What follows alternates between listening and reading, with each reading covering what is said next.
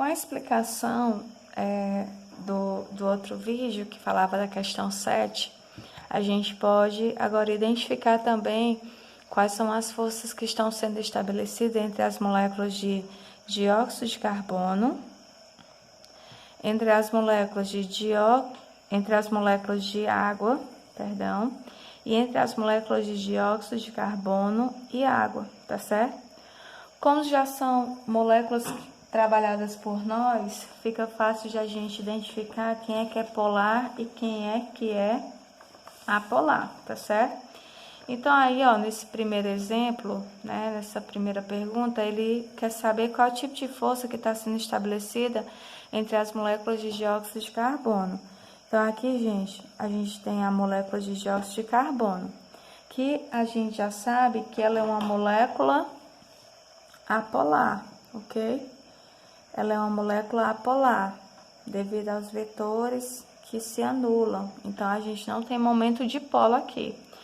Se a gente vai fazer uma ligação dessa molécula, né? Se ela vai interagir com outra molécula, que é a CO2 também, então eu tenho molécula apolar, mais uma molécula apolar.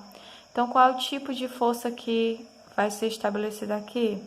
Vai ser estabelecida a força dipolo induzido, que também pode ser chamada de força de Van der Waals ou então força de London.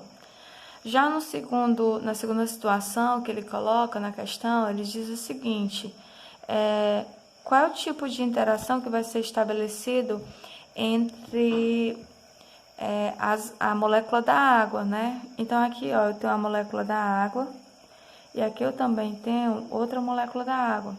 Então veja que um hidrogênio dessa molécula se ligará a um oxigênio. O que é que isso nos lembra, né? Outra coisa, aqui essa molécula ela é polar e também, caso são iguais, são polares. Então o que é que isso nos lembra? Nos lembra de uma ligação de hidrogênio, ok? Nos lembra de uma ligação de hidrogênio. E por fim, a gente tem aqui a molécula que ele pergunta, né? Qual seria a interação que estaria acontecendo entre uma molécula de dióxido de carbono e uma molécula de água?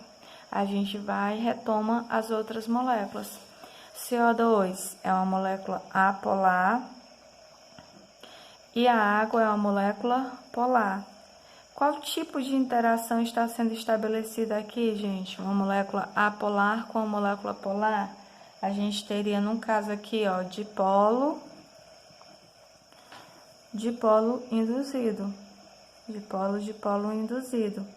Então, qual o gabarito desta questão? A gente volta aqui para a questão.